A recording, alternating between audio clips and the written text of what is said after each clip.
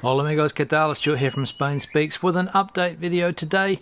Bit of a feedback video, go through some of the comments and also have a look at some of the things that are happening in the country at the moment. As you can see here, it's another beautiful day in Madrid. In fact, it's such a nice day, I was thinking, why don't we go out and get a better view? I imagine that you're a bit sick of looking at this garden all the time, so let's go out and I'll see if I can get a better view, maybe some type of picturesque landscape. So let's go. Okay, there we go. That's a bit of a better view. Not exactly the Atlantic Ocean, but better than nothing. So, as I said, this is a bit of a feedback video. Go over some of the comments from yesterday's video, and there were a few. Of course, when you mention the name Donald Trump, you always get a few comments in the comment section. People for Donald Trump, people against Donald Trump. So, what's the current situation in Spain? Well, the good news is that according to the Madrid government, the incidence rate is down in Madrid at the moment. In some areas, apparently it is down 70%, so I don't know whether this is the effect of the new lockdown or whether there's some other factor happening. Maybe it's purely political, I don't know. And if you challenge or doubt the information coming out of Madrid, according to the Madrid government, you are of course putting in doubt the words of the health workers who are at the front line of this coronavirus pandemic in Spain. But if that is the case and the numbers are truly coming down in a lot of those Madrid neighborhoods, fantastic, and hopefully the city will be able to get back to some type of normal life sooner rather than later. Because I mentioned in yesterday's video that there's something like 5.2 million people in the country at the moment with restrictions. Of course, Madrid being the majority of those people. In Madrid there's about 3.5 million people, and in those other areas around Madrid that are also in confinement, then that obviously means that the majority of people with restrictions in Spain at the moment are in the Madrid community. And as we mentioned yesterday, those other cities that have joined Madrid, Leon, Palencia, another one, and there are a few other places around the country, Totan in Murcia, but that's only a small place.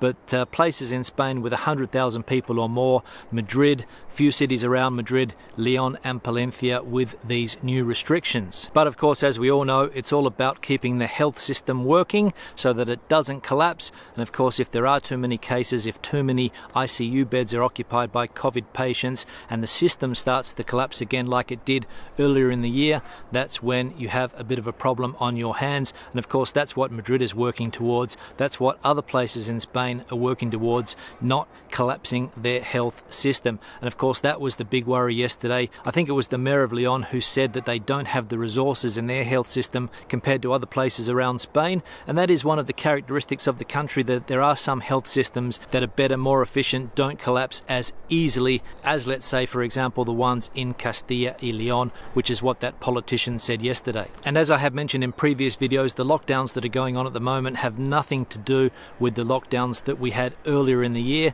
They're light lockdowns, there's not as many restrictions, people are allowed to go about their day to day, so that is a positive compared to what we went through earlier in the year, which was a severe lockdown, some people calling it the most severe lockdown in Europe. Now, the Prime Minister Pedro Sánchez is today announcing his big new economic plan for Spain. I'll go through some of the details of that plan in just a minute, but it's being announced as we speak. And the Economy Minister came out yesterday and gave some updated figures regarding the economy in Spain. I think they're predicting an 11.2% shrink in GDP this year. Unemployment will peak at 17.5%, and the objective that the government has is to keep unemployment next year below 20%, and they're going to be throwing a lot of resources at that next year. Government spending, of course, is also up.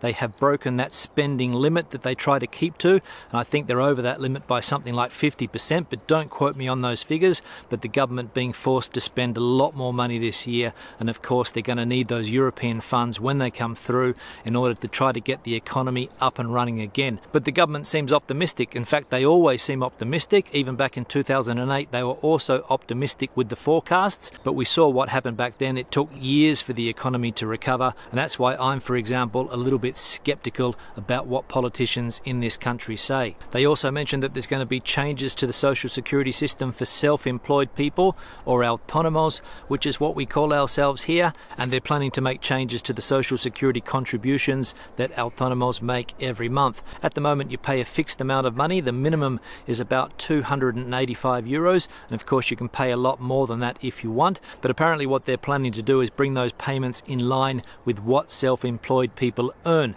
So if you earn a lot you'll pay more, and if you don't don't earn much, you'll pay less, or at least that's what I'm hoping for, because at the moment that social security payment of €285 a month can be a bit of a killer, especially if you're not making a lot of money. If you're only earning around €1,200 a month, then it is a big chunk out of your salary, and of course on top of that you have to pay tax as well. So a lot of the money you earn goes towards the state if you're not a big income earner, and there are a lot of people like that. Of course there are going to be people that get caught out, people that make a lot of money but only pay the minimum.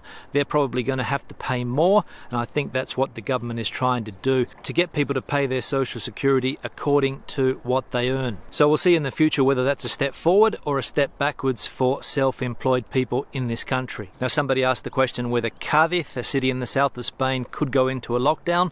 The answer is I don't know. I don't know what the health statistics are there at the moment, but again it all depends on the size of the population and how many cases there are per 100,000 inhabitants over the last 14 days. So if you want to know if your city might be facing a lockdown, that's the best way to find out. How many people live there, what the incidence rate is, and you'll know if you are headed for a lockdown or not. In Madrid, for example, they saw it coming. In León, Palencia, they saw it coming. In other places around the country with high incidence rates, they have also seen it coming. But I'm not sure about Cadiz or any other city at the moment. All of the focus, as we have mentioned, has been on Madrid and those other cities yesterday, León and Palencia, as I mentioned at the beginning of the video, the ones that have recently gone into a lockdown. I think today is the first day of their new confinement or light lockdown or whatever you want to call it. So as far as I know, no news on Cadiz city going into a lockdown. Now, as I mentioned before, the Prime Minister is currently outlaying his plan for Spain's economic future. The idea that he has is to change the macroeconomic framework of the country, so a monumental task ahead of him. And the name of the plan that he is announcing today is the Recovery, Transformation, Resilience Plan for the Spanish economy.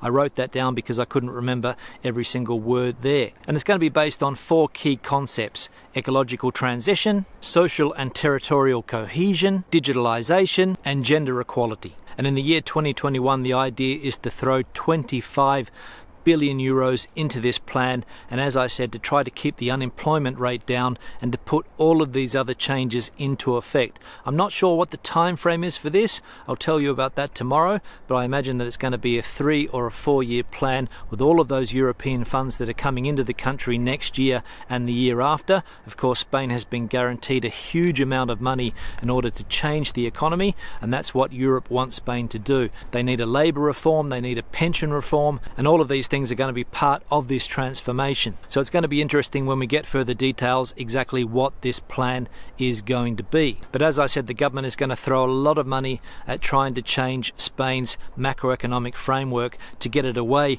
from the economy that it is now and turn it into something new. So we need to be optimistic and hope that some of these changes will be able to transform the economy.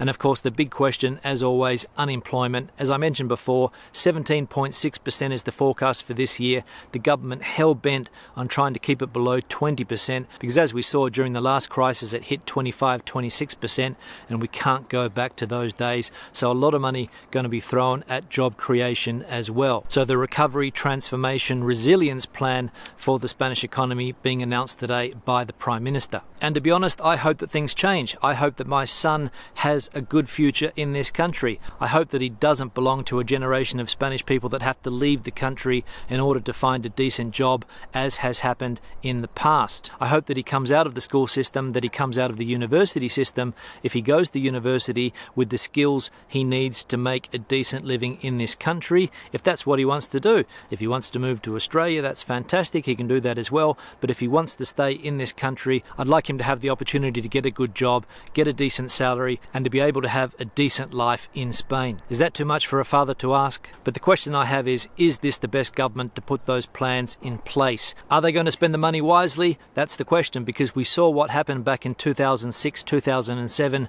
with the infamous Mr. Zapatero and the way that he spent money, and hopefully this government is not going to do the same thing and spend the money on crazy plans that in the end do more harm than good. That's the worry that I have. On that note, I'll start to wrap the video up. Questions and comments, please leave them in the section below. Give the video a thumbs up if you liked it, thumbs down if you didn't. I'll see you all in tomorrow's video. Hasta luego.